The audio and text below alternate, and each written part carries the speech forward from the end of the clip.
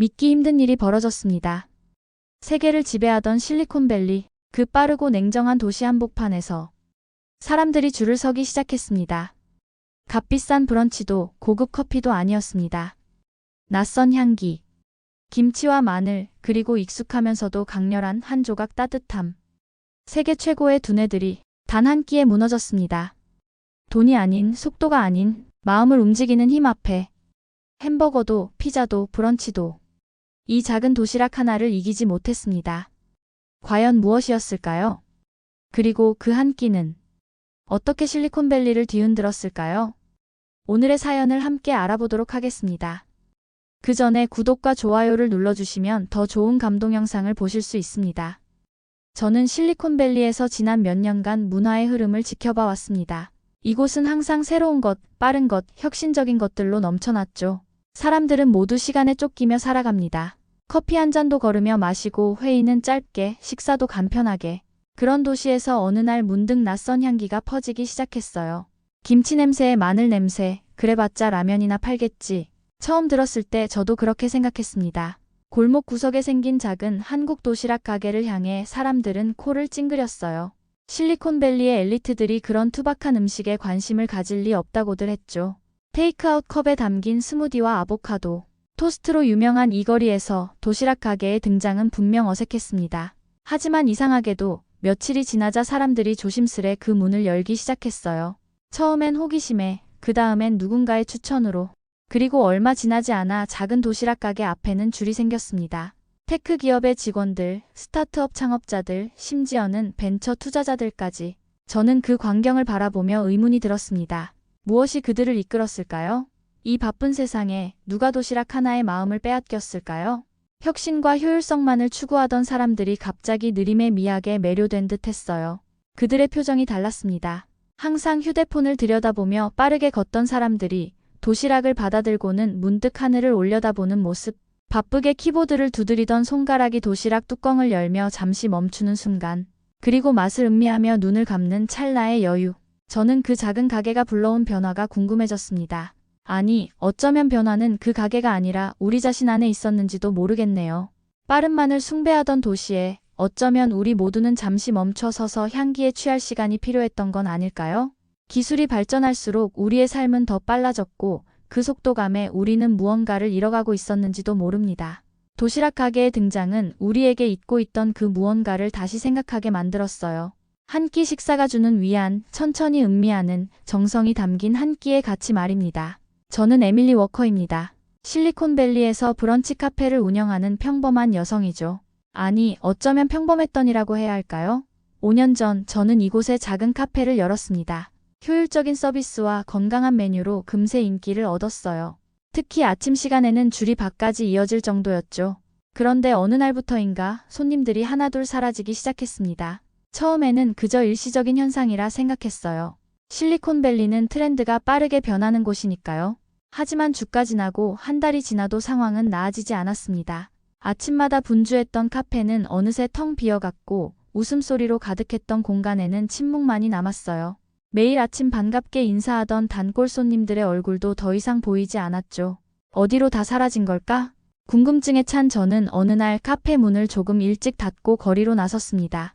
그리고 골목 끝 작은 가게 앞에 모여있는 사람들을 발견했어요. 그곳에서 웃음소리가 새어나왔고 낯설지만 왠지 정겨운 향기가 퍼져나왔습니다. 가까이 다가가 살펴보니 그곳은 한국식 도시락을 파는 작은 가게였어요.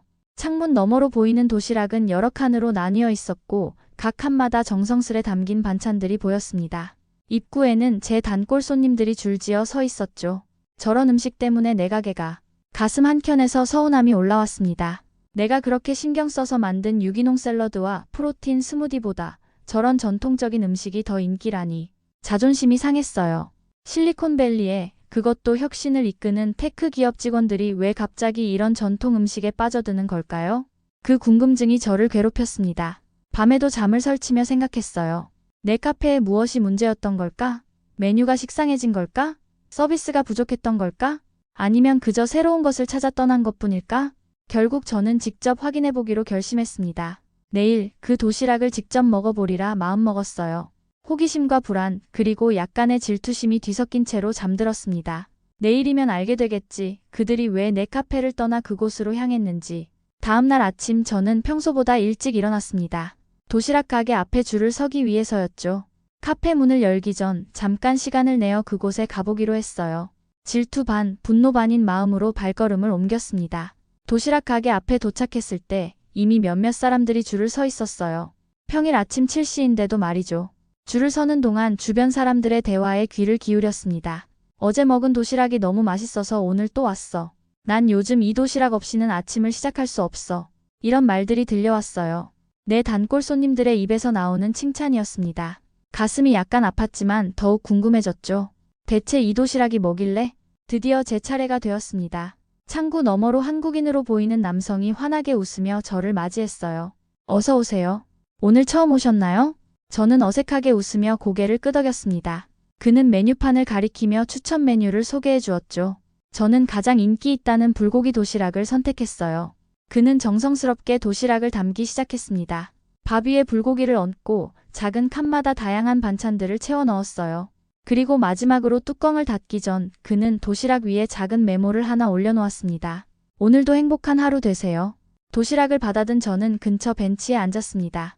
조심스럽게 뚜껑을 열자 구수한 향기가 올라왔어요. 불고기의 달콤한 향, 김치의 깊은 맛이 느껴질 것 같은 붉은색, 그리고 따뜻하게 김이 모락모락 나는 밥. 숟가락을 들어 한 입 베어 물었습니다. 그 순간 가슴 한켠이 울컥했어요. 이건 단순한 맛의 문제가 아니었습니다. 불고기의 부드러움과 달콤함, 김치의 깊은 맛, 밥의 따뜻함. 이 모든 것들이 하나로 어우러져 제 입안에서 춤을 추는 듯 했어요. 그런데 그것보다 더 놀라운 것은 이 음식에서 느껴지는 무언가였습니다. 속도도 기술도 아닌 마음이었어요. 누군가의 정성과 배려가 느껴지는 그 온기. 오랫동안 잊고 있었던 그 감각이 다시 살아났습니다. 도시락을 한 입 한 입 먹으며 저는 내 카페와 이 도시락 가게의 차이점을 생각했어요. 효율성과 영양소만을 고려했던 내 메뉴들, 그리고 마음을 담은 이 도시락. 이제야 이해가 됐습니다. 사람들이 왜 이곳을, 이 한 끼를 찾아오는지. 도시락을 다 먹고 난 후 저는 오랫동안 그 자리에 앉아 있었습니다. 입안에 남은 맛도 가슴에 남은 감동도 쉽게 사라지지 않았어요. 그리고 문득 제 삶을 돌아보게 되었습니다. 카페를 시작했을 때의 열정, 음식에 대한 사랑, 손님들에게 기쁨을 주고 싶었던 마음. 언제부터인가 그런 마음들이 희미해지기 시작했던 거죠. 서둘러 만든 브런치, 건조한 미소, 바쁜 척하는 하루하루. 음식은 상품이 되었고 사람은 숫자가 되었습니다. 조금 더 빠르게, 조금 더 효율적으로, 조금 더 트렌디하게. 그렇게 달려오면서 정작 가장 중요한 것을 잃어버렸던 거예요. 음식이 갖는 본질적인 가치, 사람과 사람을 연결하는 그 따뜻함을. 작은 도시락 안에는 사람의 온기가 있었습니다. 그것은 단순히 배를 채우는 것을 넘어 마음을 채우는 경험이었어요. 빨리 먹는 게 아니라 나누는 것, 효율이 아니라 정성. 그 차이가 이렇게 크게 다가올 줄은 몰랐습니다. 어릴 적 기억이 떠올랐어요. 할머니께서 정성스레 끓여주시던 국의 맛, 어머니가 소풍 때 싸주시던 도시락의 설렘, 가족과 함께했던 식탁에서의 웃음소리. 그 모든 순간들이 단순한 식사가 아니라 사랑과 관심, 그리고 따뜻함을 나누는 시간이었죠. 그런데 언제부터인가 저는 그런 가치들을 잊어버렸습니다. 빠르게 변화하는 실리콘밸리에서 살아남기 위해 저도 모르게 그 흐름에 맞춰가며 본질을 잃어버린 거예요. 효율성과 속도만을 쫓다가 음식이 줄 수 있는 진정한 위로와 행복을 간과했던 것입니다. 작은 도시락 가게는 저에게 잊고 지냈던 그 가치들을 다시 일깨워 주었어요. 음식은 단순히 생존을 위한 필수품이 아니라 삶의 질을 높이고 관계를 풍요롭게 만드는 매개체라는 것을, 그리고 그 핵심에는 마음이 있다는 사실을. 카페로 돌아가는 길 저는 많은 생각이 들었습니다. 내가 놓치고 있던 것은 무엇이었을까? 어떻게 하면 다시 그 가치를 내 카페, 내 음식에 담아낼 수 있을까? 그 고민이 저를 이끌었고 저는 그 도시락 가게의 주인을 만나보기로 결심했어요. 다음 날 저는 도시락 가게가 문을 닫는 시간에 맞춰 다시 찾아갔습니다. 가게 주인이 마지막 손님을 배웅하고 있었어요. 저는 용기를 내어 그에게 다가갔습니다. 안녕하세요. 어제 처음 도시락을 먹었는데 정말 맛있었어요. 혹시 잠깐 이야기 나눌 수 있을까요? 그는 환하게 웃으며 고개를 끄덕였습니다. 물론이죠. 들어오세요. 차라도 한 잔 드실래요? 가게 안으로 들어서자 주방에서 은은한 차 향기가 풍겨왔습니다. 그는 자신을 장성우라고 소개했어요. 한국에서 온 지 3년 되었다고 했죠. 저는 에밀리예요. 사실 저도 이 근처에서 카페를 운영하고 있어요. 성우의 표정이 조금 놀란 듯 했지만 곧 부드러운 미소로 바뀌었습니다. 아, 그 유명한 브런치 카페군요. 한번 가보고 싶었는데 항상 사람이 많아서 기회가 없었네요. 어색한 웃음을 지으며 저는 솔직하게 말했습니다. 사실 요즘엔 손님이 많이 줄었어요. 아마 다들 이곳으로 오시는 것 같아요. 성우는 차를 따르며 천천히 말했습니다. 음식에는 만드는 사람의 마음이 담기는 법이죠. 한국에선 도시락 한 칸 한 칸마다 어머니의 마음을 담습니다. 아이가 학교에서, 직장인이 일터에서 도시락을 열 때 그 안에 담긴 사랑을 느낄 수 있게요. 그의 말에 처음으로 정성이란 단어가 제 머릿속에 떠올랐어요. 단순히 음식을 만드는 것이 아니라 그 안에 마음을 담는 일, 먹는 사람을 생각하며 정성을 다하는 그 과정이 결국 맛으로 그리고 감동으로 이어지는 거죠. 미국에 와서 보니 모두가 너무 바빠요. 음식도 빨리 먹고 대화도 짧게 하고 그래서 저는 생각했어요. 잠시라도 마음의 여유를 느낄 수 있는 한 끼를 대접하고 싶다고요. 성우의 이야기를 들으며 저는 묘한 감정에 사로잡혔습니다. 부끄러움과 동시에 어떤 깨달음 같은 것, 제가 놓치고 있던 그 무언가를 그는 정확히 짚어주었어요. 한국에서는 음식을 나눠 먹는 문화가 발달했어요. 혼자 먹는 게 아니라 여럿이 함께 나누는 거죠. 그래서 도시락도 여러 칸으로 나뉘어 있고 각 칸마다 다른 맛이 있어요. 그 다양한 맛을 즐기며 사람들은 자연스레 대화를 나누게 되죠. 성우의 말은 계속해서 저를 생각하게 만들었습니다. 음식은 단순히 생존을 위한 것이 아니라 소통과 나눔의 도구이기도 하다는 것. 그 사실을 저는 너무 오랫동안 잊고 있었던 거예요. 성우와의 만남 이후 저는 변하기 시작했습니다. 카페 문을 여는 시간도 닫는 시간도 그대로였지만 그 안에 담긴 내용은 완전히 달라졌어요. 서두르지 않고 재료 하나하나 손질하고 손님 한 사람 한 사람을 기억하기 시작했죠. 아침 일찍 일어나 직접 시장에 가서 가장 신선한 재료들을 고르기 시작했습니다. 효율성보다는 맛과 품질에 더 집중했어요. 그리고 메뉴도 조금씩 바꾸어 나갔죠. 여전히 브런치 카페였지만 이제는 각 접시마다 제 마음을 담기 시작했습니다. 예전에는 빠르게 만들어내는 것이 중요했다면 이제는 손님들이 어떤 경험을 하게 될지를 더 많이 생각했어요. 맛도 중요하지만 그 음식을 통해 어떤 감정을 느끼게 될지, 어떤 기억을 만들어갈지를 고려하게 된 거죠. 처음에는 변화가 크지 않았습니다. 여전히 손님들은 많지 않았고 카페는 조용했어요. 하지만 조금씩 아주 조금씩 달라지기 시작했죠. 매일 오는 단골 손님 한 명이 친구를 데려왔고 그 친구가 또 다른 친구를. 요즘 이 카페가 달라졌어요. 뭔가 더 따뜻한 느낌이 들어요. 음식에서 정성이 느껴져요. 예전과는 다른 맛이에요. 이런 말들이 들려오기 시작했습니다. 저는 그저 미소 지으며 고개를 끄덕였어요. 말로 설명하기 어려운 그 다름을 그들도 느끼고 있다는 사실이 기뻤습니다. 또한 저는 손님들의 이름을 기억하기 시작했어요. 그들의 취향, 좋아하는 음식, 심지어 가족 이야기까지. 단순한 주문과 결제의 관계를 넘어 서로의 삶에 관심을 가지는 관계로 발전해갔죠. 그렇게 카페는 단순한 식사 공간이 아닌 사람들이 모여 이야기를 나누고 마음을 나누는 공간으로 변화해갔습니다. 다시 찾은 손님들은 말없이 고개를 끄덕였어요. 그들의 표정에서 저는 알 수 있었습니다. 음식은 배를 채우는 게 아니라 마음을 연결하는 것이라는 진실을. 그리고 그 연결이 다시 제 카페에 생기기 시작했어요. 성우의 도시락 가게는 여전히 인기가 많았지만 이제 그것이 저를 불안하게 하지 않았습니다. 오히려 감사했어요. 그가 저에게 알려준 소중한 가치들, 그리고 그로 인해 변화된 제 자신과 카페를 생각하면 말이죠. 우리는 경쟁자가 아니라 같은 가치를 추구하는 동료가 되어 있었습니다. 변화의 움직임은 계속되었고 제 안의 호기심도 커져갔습니다. 성우와의 대화가 많아질수록 저는 한국의 음식 문화에 더 관심을 갖게 되었어요. 그리고 마침내 결심했죠. 한국으로 직접 가보기로.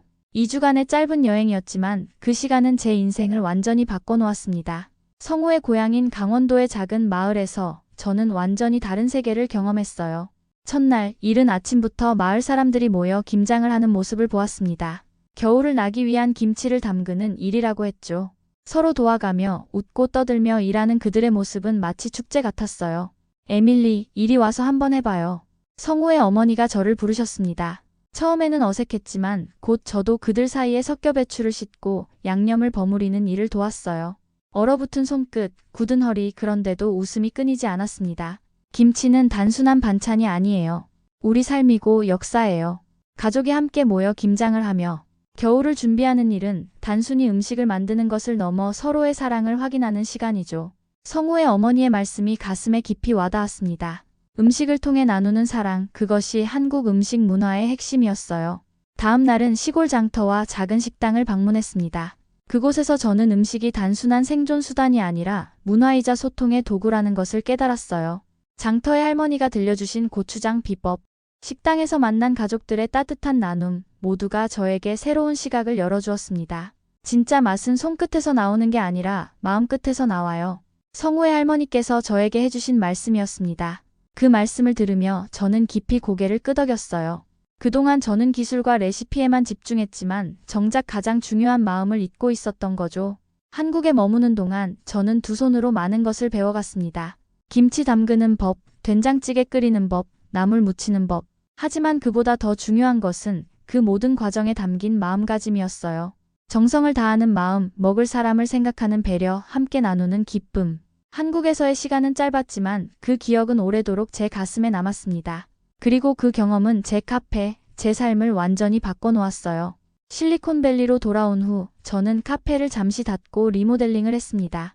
공간을 더 따뜻하게, 사람들이 편안하게 머물 수 있도록 바꾸었어요. 그리고 메뉴도 완전히 새롭게 구성했죠.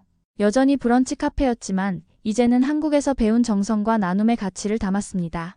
재오픈 첫날 저는 약간 긴장되었어요. 사람들이 변화를 어떻게 받아들일지 불안했죠. 하지만 그 걱정은 곧 기쁨으로 바뀌었습니다. 문을 열자마자 손님들이 하나둘 찾아오기 시작했어요. 처음에는 호기심에, 그 다음에는 입소문을 타고. 에밀리, 이 새로운 메뉴는 뭐예요? 이건 나눔 플레이트라고 해요. 여러 가지 작은 요리들을 함께 즐길 수 있게 구성했죠. 혼자보다는 함께 먹으면 더 맛있어요. 저는 한국의 반찬 문화에서 영감을 받아 다양한 맛을 한 접시에 담아냈습니다. 그리고 각 메뉴마다 짧은 이야기를 덧붙였어요. 이 요리의 유래, 이 조합의 의미, 그리고 제가 이 요리에 담은 마음까지. 에밀리의 카페는 다시 붐비기 시작했습니다. 하지만 이번에는 달랐어요. 빠른 커피 대신 따뜻한 차와 미소가 함께였고, 서둘러 먹고 가는 손님 대신 여유롭게 대화를 나누는 사람들이 많아졌습니다. 특히 기쁜 것은 성우와의 관계가 더욱 돈독해진 것이었어요. 우리는 이제 경쟁자가 아닌 같은 가치를 추구하는 동료가 되었습니다. 때로는 그의 도시락 가게에서 함께 저녁을 먹기도 하고, 때로는 제 카페에서 새로운 메뉴에 대해 이야기를 나누기도 했죠. 에밀리, 당신이 한국 음식의 가치를 이렇게 잘 이해하고 전달해줘서 고마워요. 아니에요, 성우. 저에게 그 가치를 알려줘서 제가 더 고마워요. 우리의 가게들은 실리콘밸리에서 작은 변화를 일으키기 시작했습니다. 사람들은 빠르게 지나치던 골목에서 발걸음을 멈추고 음식을 통해 잠시나마 여유와 위안을 찾게 되었어요.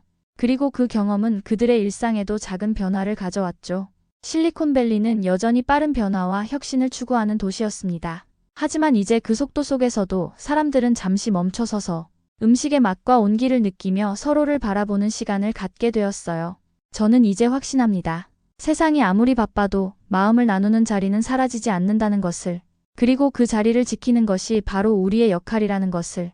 근처에서 카페를 운영하고 있어요. 성우의 표정이 조금 놀란 듯 했지만 곧 부드러운 미소로 바뀌었습니다. 아, 그 유명한 브런치 카페군요. 한번 가보고 싶었는데 항상 사람이 많아서 기회가 없었네요. 어색한 웃음을 지으며 저는 솔직하게 말했습니다. 사실 요즘엔 손님이 많이 줄었어요. 아마 다들 이곳으로 오시는 것 같아요. 성우는 차를 따르며 천천히 말했습니다. 음식에는 만드는 사람의 마음이 담기는 법이죠. 한국에선 도시락 한 칸 한 칸마다 어머니의 마음을 담습니다. 아이가 학교에서, 직장인이 일터에서 도시락을 열 때 그 안에 담긴 사랑을 느낄 수 있게요. 그의 말에 처음으로 정성이란 단어가 제 머릿속에 떠올랐어요. 단순히 음식을 만드는 것이 아니라 그 안에 마음을 담는 일, 먹는 사람을 생각하며 정성을 다하는 그 과정이 결국 맛으로, 그리고 감동으로 이어지는 거죠. 미국에 와서 보니 모두가 너무 바빠요. 음식도 빨리 먹고 대화도 짧게 하고. 그래서 저는 생각했어요. 잠시라도 마음의 여유를 느낄 수 있는 한 끼를 대접하고 싶다고요. 성우의 이야기를 들으며 저는 묘한 감정에 사로잡혔습니다. 부끄러움과 동시에 어떤 깨달음 같은 것, 제가 놓치고 있던 그 무언가를 그는 정확히 짚어주었어요. 한국에서는 음식을 나눠 먹는 문화가 발달했어요. 혼자 먹는 게 아니라 여럿이 함께 나누는 거죠. 그래서 도시락도 여러 칸으로 나뉘어 있고 각 칸마다 다른 맛이 있어요. 그 다양한 맛을 즐기며 사람들은 자연스레 대화를 나누게 되죠. 성우의 말은 계속해서 저를 생각하게 만들었습니다. 음식은 단순히 생존을 위한 것이 아니라 소통과 나눔의 도구이기도 하다는 것. 그 사실을 저는 너무 오랫동안 잊고 있었던 거예요.